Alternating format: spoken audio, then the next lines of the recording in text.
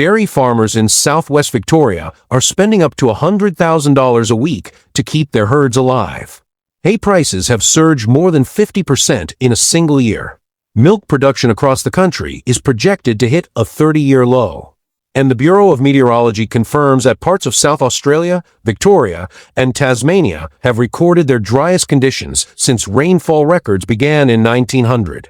That is more than 125 years of data, and this drought has broken the worst of it.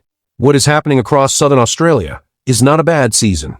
It is a structural crisis driving up the cost of producing food, forcing farmers to sell core breeding stock, and draining water supplies that cities and towns depend on. For regional communities built around farming, the consequences reach well past the paddock. When farm income drops, the money flowing through local shops, machinery dealers, transport operators, and every other business in a country town drops with it. The sharpest rainfall deficits began in February 2024. Since then, fewer and less intense rain-bearing weather systems have crossed the southern coastline, according to climate researchers writing in The Conversation in July 2025. By April 2025, the Bureau of Meteorology confirmed that rainfall across southern South Australia and western Victoria had fallen into the lowest 5 to 10% of historical records since 1900. South Australia, Victoria, and Tasmania had endured the driest start to a year on record. Tasmania alone was 48% below the long-term average for the first 4 months of 2025. This fits a longer pattern. According to BOM's State of the Climate 2024 report, Southern Australia has recorded below-average cool season rainfall in 26 of the 32 years from 1994 to 2025. In the months when southern cropping regions depend most on rain, between April and October, the rain has failed more often than it has arrived. Victoria's cool season rainfall has declined by roughly 13% over the long term. On the ground, the numbers are stark. South Australia's total grain production for the 2024-25 season came in at 5.3 million tons, according to PIRS's Spring Crop Performance Report, 42% below the 5-year average, and the lowest total since 2008-09, with a farm gate value of 2.1 billion Australian dollars. The wheat crop alone was estimated at 3.2 million metric tons, 36% below the 5-year average. Severe frost events in September 2024 compounded the damage, and many crops that had struggled through a dry winter were cut for hay as a salvage measure. For cropping families in the Eyre Peninsula, Yorke Peninsula, the Mid-North, and the Murray-Darling, a full season of work returned barely half the usual income. Lower grain production also tightened local supply of hay and feed, adding pressure on livestock producers in the same regions. The dairy sector has been hit hard.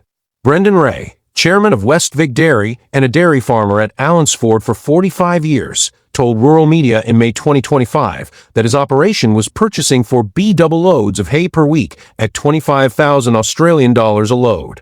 That is 100,000 Australian dollars every 7 days, on top of cotton seeds and almond hulls sourced as alternative feed. By August 2025, Ray told Stock and Land he had spent an extra 2 million Australian dollars on feed over 2 years above what he would normally pay.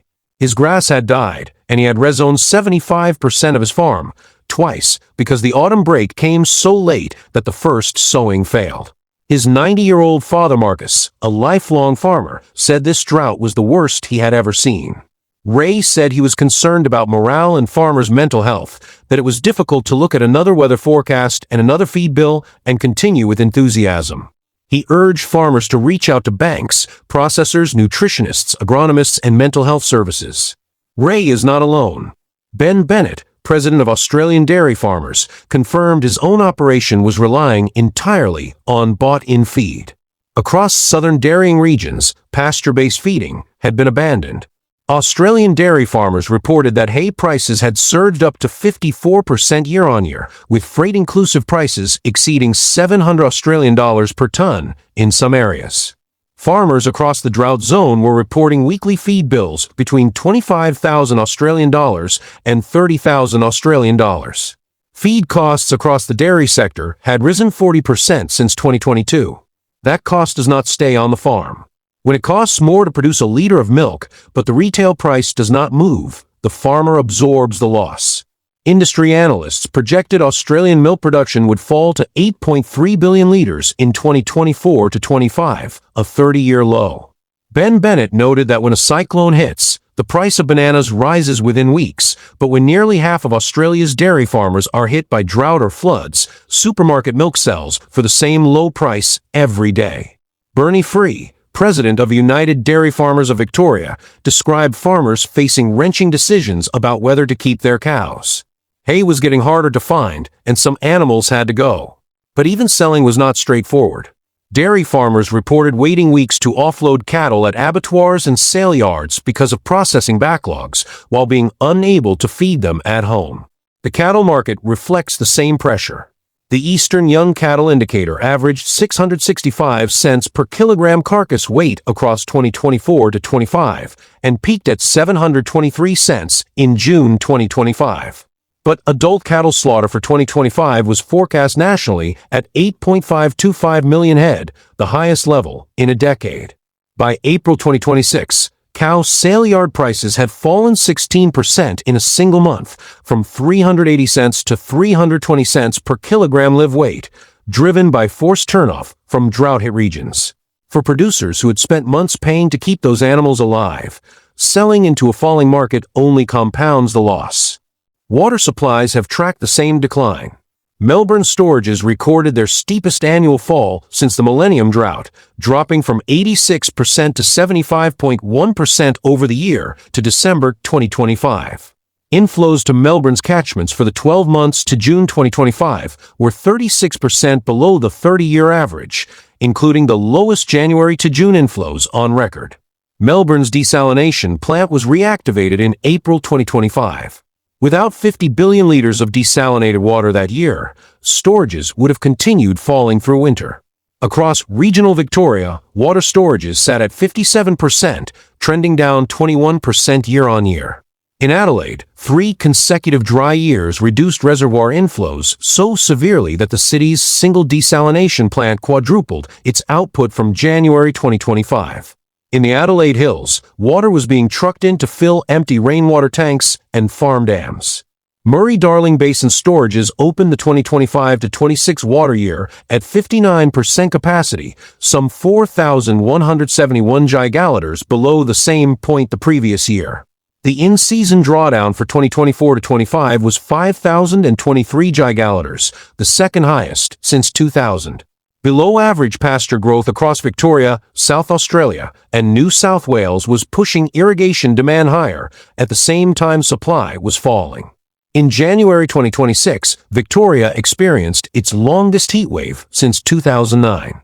Temperatures exceeded 40 degrees, wind gusts reached 100 kilometers per hour, and dry vegetation left by months of failed rainfall ignited. The Country Fire Authority reported more than 436,000 hectares burned across the state. More than 1,590 structures were destroyed, including 338 homes. More than 15,000 head of livestock were lost. A state of disaster was declared across 18 local government areas. The fires at Longwood alone burned through 140,000 hectares. 4 farming families who had already spent months hand-feeding stock and watching dams empty. The fires destroyed fencing, water infrastructure, and in some cases the animals they had fought to keep alive. ABARE's executive director, Dr. Jared Greenville, stated in June 2025 that winter cropping conditions in drought-affected regions were at a critical point, especially where there was no soil moisture at all. By that stage, more than a third of Australia's forecast wheat crop was still waiting for rain to germinate dry-planted seed. The national figures need context. ABARES reported in March 2026 that the 2025-26 national winter crop reached 66.3 million tons, the second largest on record. Gross farm production value was forecast at a record 101.4 billion Australian dollars. But those figures were carried overwhelmingly by Queensland and northern New South Wales, which had strong seasons. South Australia's crop recovered 68% from the drought-affected prior year, and Victoria's wheat was up 21%, but both were coming off a devastated base. Average broadacre farm business profit was still expected to fall to 141,000 Australian dollars in 2025-26, down from 213,000 Australian dollars. Record national production masked the fact that many southern farming families were losing money. The industry response has focused on feed logistics and infrastructure. The Australian Fodder Industry Association tracked a rare reversal of supply flows, with hay moving from Queensland south into Victoria and South Australia, the opposite of the normal pattern. Tim Ford, managing director of Feed Central, warned that complacency about hay supply in Queensland was risky because supplies would move south fast. West Vic Dairy shifted its programs toward feed and water budgeting, decision-making support, and connecting farmers with nutritionists, agronomists, and mental health services. Dairy Australia ran its Grounds for Growth events focused on multi-species pasture approaches to build drought resilience. South Australia's $73 million Australian dollars drought package delivered on-farm infrastructure grants to more than 3,000 farmers, and nearly 2,000 farmers received 16,000 tons of hay through the Donated Fodder Transport Assistance Scheme. Victoria's drought support was expanded to $146.5 million Australian dollars, including on-farm grants and mental health programs. As of May 2026, the situation is not resolved. The Bureau of Meteorology's latest outlook, released on May 7th, projects below-average rainfall for much of eastern Australia and southwest Western Australia through June to August 2026. 24-month rainfall deficiencies persist across agricultural southeast South Australia and parts of Victoria, and have intensified slightly in Victoria while expanding into southern New South Wales. A new drought zone has emerged in the New South Wales northern tablelands, where rainfall has fallen to the lowest on record. Cattle prices have dropped 7 to 20% since peaking in early March 2026, with forced turnoff from drought-hit areas of Queensland and New South Wales adding to supply pressure. Researchers at UTS have flagged that a possible El Niño later in 2026 is likely to worsen conditions.